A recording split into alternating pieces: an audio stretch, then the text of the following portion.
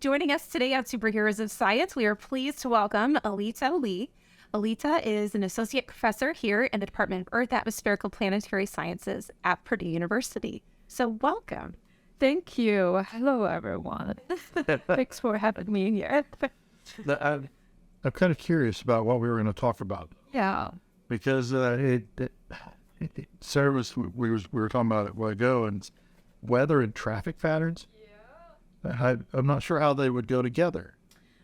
Well, like common sense. If there is a pouring rain, what's gonna happen? You are probably not gonna go out as freely as you would have, right? Like if it were, bright and sunny outside, right? However, it's not that kind of weather traffic correlation that we are interested in as earth scientists.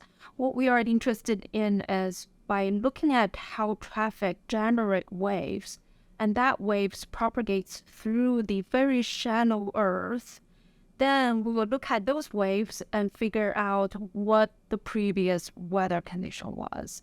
So it's not so much about how many cars are there on the road, but about how strong we're recording these car vibrations coming off the road. Does that make sense? Kind of. So you said waves from the traffic. So like actual waves in the earth? Yeah. Okay. Yeah. So if you think about a car passing by on the road, you probably sense the noise from the engine. And if a car is really close, you probably feel the shake coming through your feet as well. Yes. So as seismologists, we measure the vibrations that generated by the car traveling on the road. And as the car moves, it will generate waves constantly, vibrations coming into the seismometers that we will pick up by the roadside. Okay. And then because the distance of the car is changing constantly as it moves, we'll be able to compare how strong the vibration is as the car at the closest location, where compare it to it travels further away. So this comparison actually will tell us about the Earth's properties that is below the road and below the Earth's surface. When you say Earth's properties, you're talking about down, like if it's how deep the bedrock is, or what type of substrate is there, medium? Yeah, so we're talking about it could be the road bed. Like we know underneath the pavement there is the base of the road, right? It's well constructed at the beginning of the construction, but after years of wear and tear, it could deteriorate. But if we were looking at lower frequency waves, that is maybe around 5 hertz and below, these waves can propagate even deeper, up to 10 meters of depth. Then that could help us sample the groundwater level. So you imagine, well, here is where the weather comes in. Imagine precipitation events, then the rain would run off from the road, but part of it will also pass through the medium, through the soil in the top and into the groundwater. So we will be able to look at the waves at different frequencies and figure out, below the Earth's surface, what is going on. Is there any change about the pavement? Is there any change in the soil column with different moisture content? And maybe is there, water table changes as a result? Oh, wow. That's a lot more than I thought you could get from a wave from the engine or car drive by. Well, seismic waves are magical, right? That's what we do as a seismologist. We learned so much about the Earth structure using these seismic waves. But conventionally, seismologists would be looking at earthquake-induced seismic waves. They're very energetic, right? Like, the Turkey earthquake has killed so many people. Buildings were shaken down by these very strong waves. So they are very large magnitude, but they are rare and they happen at, isolated locations, right? So these are the conventional seismic waves seismologists study. We are looking at higher frequencies, and we are looking at what we call ambient seismic waves. So these are ever constant happening. It's, if you think about the roads outside of Purdue, there's always traffic, right? It's constant, it's never quiet. Even in the middle of the night, there's always cars passing by. So these are the ambient seismic waves. Traditionally has been seen as noise for the earthquake seismic waves. But what we learned is that they actually contain a lot of information about the subsurface, and they actually complement the earthquake seismic waves very well. Because, say, at Purdue, we do not have a lot of local earthquake close to us, which is a blessing, of course. But when the faraway earthquakes travel to Purdue, they become very low frequency and they have a very limited propagation angle. So that means, well, we probably only image very large structures below Purdue, like on the order of tens or hundreds of kilometers. So this is very, very important for our scientists to understand what's going on at large scale.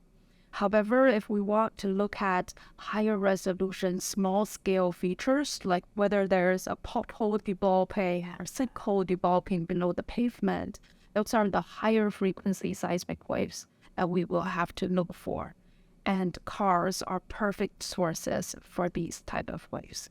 So when you get to the point that you'll just have seismometers along like all the highways, be able to predict when before a pothole actually happens? Well, I think if we can scale this up, yes. What we have done, the study has come out is in Singapore, where we put seismometers at different locations in different environments by different types of road. And also inside the park, it's a public space, and we can put one seismometer there just listening to the environment. So we can help monitor different locations using just these seismometers. Those seismometers very easy to deploy. But if we want to do what you described, like along tens or hundreds of kilometers, miles of highways, we can use, a seismometer array. Or we will have to be more innovative, try to use what we are calling distributed acoustic sensors. These are fiber optical cables that we can use, and we can turn them into seismometers as well. So, Oh, really? yes. And this is a newer type of technology where they really effectively turning hundreds of miles of existing telecommunication fibers into sensors for seismologists. And these sensors are really sensitive, and they can generate data almost continuously every 10 meters, every 20 meters along the way. And it's a huge amount of data for us to work with. That's really cool that they're already existing and there's a way to use those. Yeah, we actually have the equipment, what we call an interrogator. So basically it sends out a light wave through the fiber, and then by looking at the reflected light, we'll be able to measure where the vibration is, how strong the vibration is along hundreds of kilometers of fiber. So some of the data that you're collecting, what can we do? Like how is that data used? Is it more learning more about what's under, or is it more discovering new sources of groundwater, for example, or how is that data being? Yeah, well, we're doing both actually. As geophysicists, seismologists, we know traditionally how we would process the data based on hundreds of years of experience of working with earthquake seismic waves. But now we're looking at higher frequency waves coming from different types of sources. We are designing new algorithms, new signal processing techniques to try to extract subsurface information about the structure, about the groundwater, about soil moisture components, and things like that. At the same time, because of the explosion of the data volume, there are so many other information that we didn't know we could record or we could find out in the data. So there is definitely a data mining and process in it. So I give you an example. Just last month, not very far away from us in Yunyue, there is a wind turbine, and it fell down. It has been there for more than a decade. The wind farm has been constructed more than a decade ago. It was working perfectly fine. But I don't know what triggered that event. It started to tilt, and then it eventually fell out of the world. Just so happened that we had a seismometer about 500 meters away from that fallen turbine. So we got the message from Illinois Geological Survey people, our very good collaborator, Dr. Andy Stuff, and we were like, okay, we just harvested the data 2 days ago. Let's take a look at the data and see if we reported that event. It turned out we did. We did record that toppling event of the wind turbine, and we saw a huge spike of vibration in our data. And we're looking into the data right now to see if we could find any precursors of this toppling event, to see if we could alert the operator of the wind farm before they notice anything that is, obviously wrong. Certainly. Now you said these are acoustic seismic waves, is what you've called them. Now, when I think of seismic, I'm thinking of plate tectonics only. And so, what exactly is seismic? Yeah, well, nowadays we refer seismic waves as very generally just elastic mechanical waves that's traveling in the earth. Okay. So it could be the acoustic waves that, the sound waves that I'm generating right now. It could also be the shakes, right? Like if I put down my foot very heavily on the floor, you will feel the shakes. So those are the shear waves, usually that are stronger. Yeah, so when we now refer seismic waves, it's very broadly defined. It's not just generated by earthquakes anymore, or tectonics, or volcanic events anymore. It could be from anything, from your walking. We can actually detect every single footstep of yours from the seismometers, and we can count how many steps you take every minute, and we can estimate a rough speed of your walking. That's a lot of data. Yes. And it was considered noise before. Absolutely, yeah. When did we start? I say we, I'm not doing it, but when did y'all start looking at the noise to see, what's actually in it? Yeah, so I think this actually started maybe slightly more than 2 decades ago, actually from the earthquake seismology community. They started to look at these background noise, and they found that the low-frequency background noise was saturated by these ocean waves that's happening, although very lower impact compared to big earthquakes, but it's happening constantly. So they managed to get out these stationary or constant happening events from the Earth, and we will be able to use that information to image the structure below us. And when I started in Singapore, the Singapore city-state is a very small space. It doesn't really care, much deeper below 100 meters depth. But up shallow, they want to know, what's there in the subsurface. Is there space they can use? Because the city has a very limited net space. So I started to look into the urban ambient noise, and then that's where we are doing a lot of, traffic. We're doing pedestrian. We're doing weather events. So yeah, these really becomes like, let's look into the noise part of the data and turn that noise into information and keep mining the data to extract more information out. So would like a large storm front, would you actually be able to read that to your data then as a storm front? Because I know some of these, especially intense stuff. Right. And it's rough. Yeah. Yeah. Well, we haven't done that, but there are studies out there. So they had seismic networks inside a valley or across different valleys, and they can exactly see how the storm front goes across the whole array.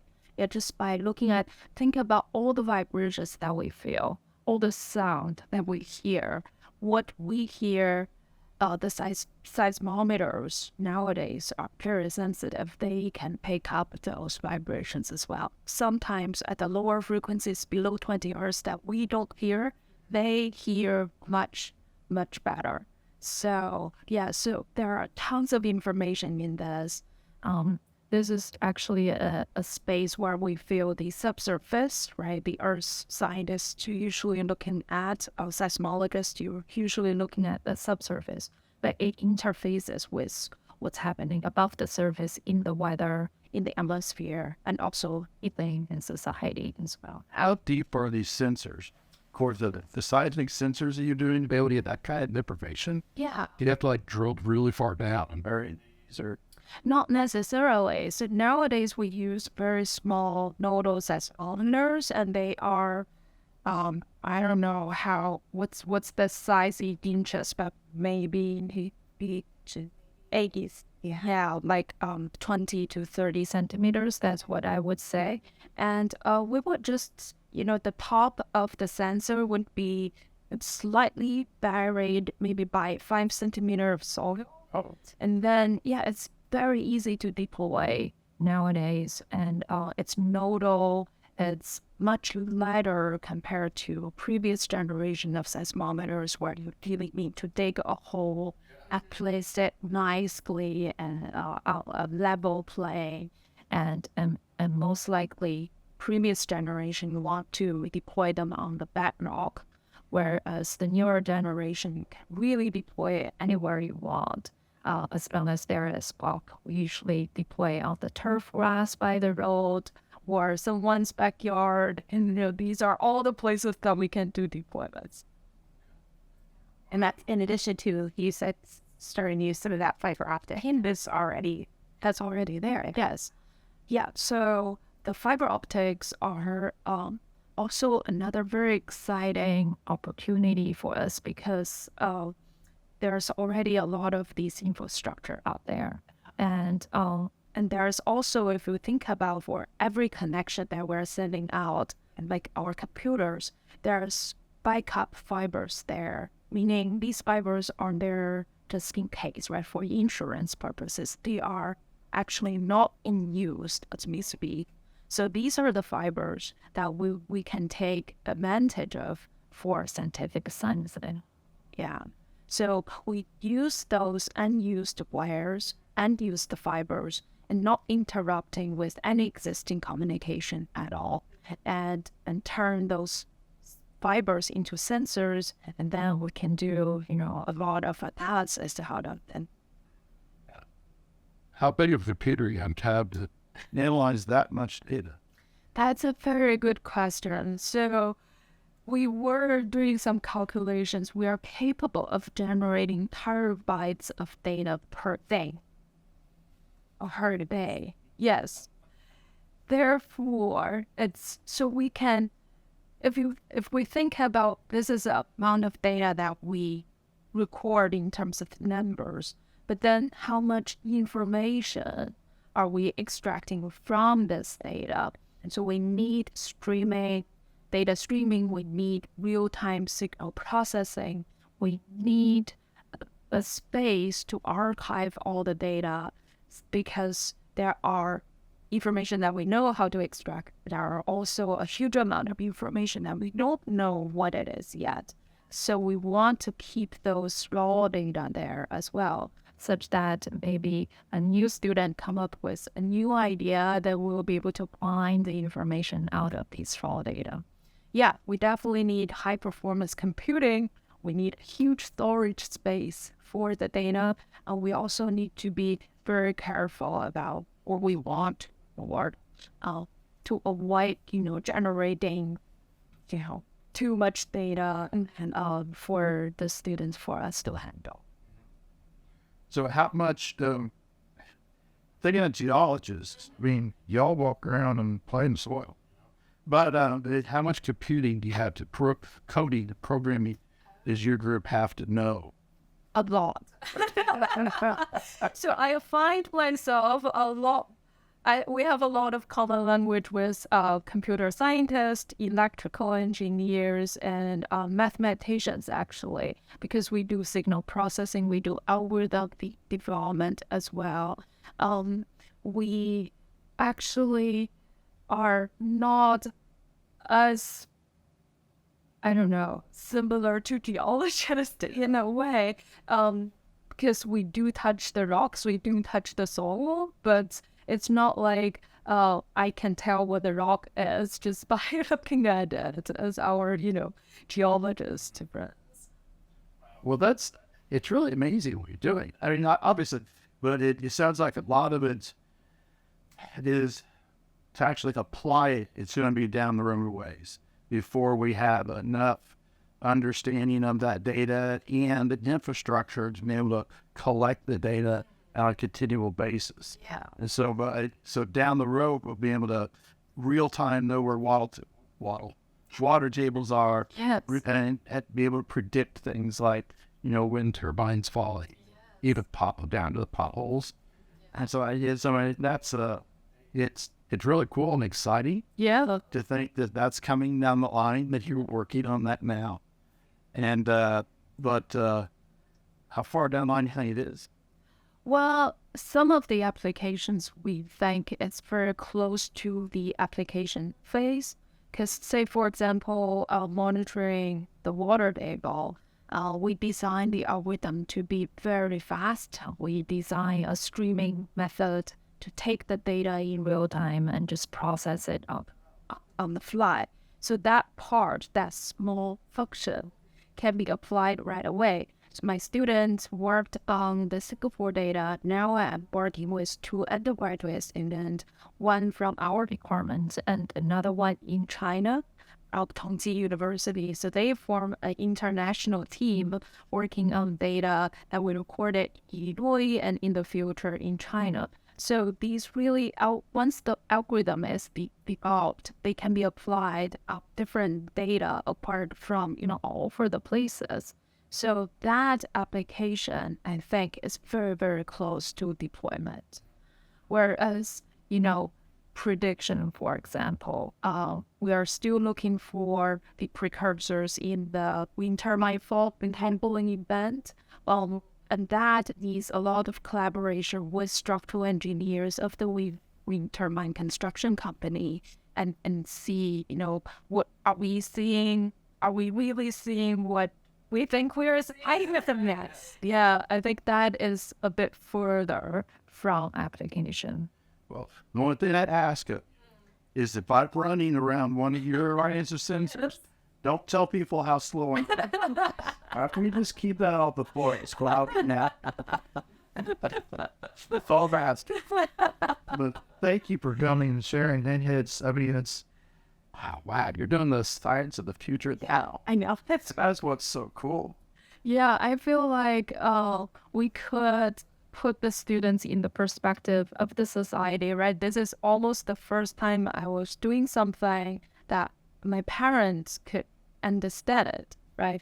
Previously, if I were saying I'm doing imaging of the algorithm development, it's just so far away from them. But now if I'm talking about cars, traffic, I'm talking about water table, they all understand it. So that's where I'm excited. That's where I feel if the students also get that experience, they will be able to communicate with the public better. And I think that gives the students more motivation to work out development like this too. Right. So thank you for your time. I appreciate it. Thank you.